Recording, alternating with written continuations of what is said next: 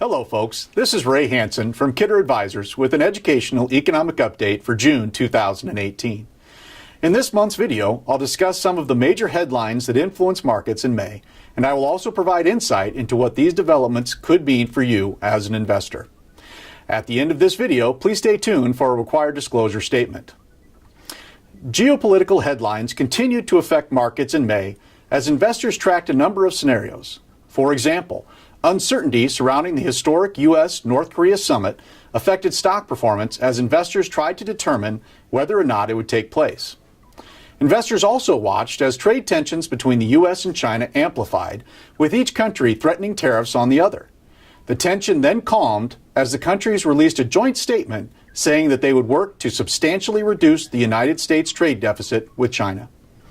The month ended with more trade-related concerns. On May 31st, the Trump administration announced that at midnight, U.S. tariffs would start on aluminum and steel from Mexico, Canada, and the European Union.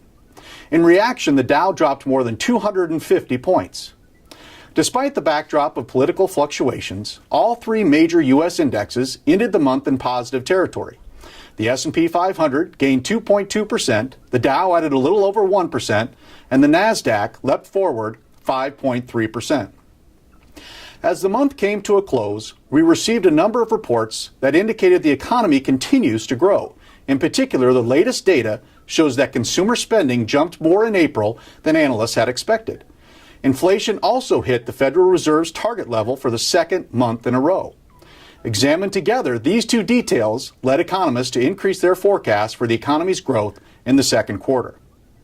Speaking of economic growth, we received revised data for first quarter GDP, which increased slightly less than originally estimated. The change came largely from decreased business inventories, but rather than being negative, this data creates greater opportunity for increased production in future quarters. In fact, some estimates indicate that the second quarter GDP growth could be 4% or higher. In other words, if you look beyond the headlines, you will find data indicating that the economy continues to strengthen. Global events are affecting markets, but our economy keeps expanding despite these headwinds. During June and beyond, we will continue to analyze the data to see what may lie ahead. That's it for this month's Educational Economic Update. Once again, this is Ray Hansen with Kidder Advisors, signing off for the month of June 2018. Please remember that nothing we talk about here is a recommendation. If you would like to discuss your personal financial situation, please give us a call at 800-693-0138. We'd be happy to talk with you. While we believe the information in this report is reliable, we cannot guarantee its accuracy. Opinions expressed are subject to change without notice and are not intended as investment advice or a solicitation for the purchase or sale of any security.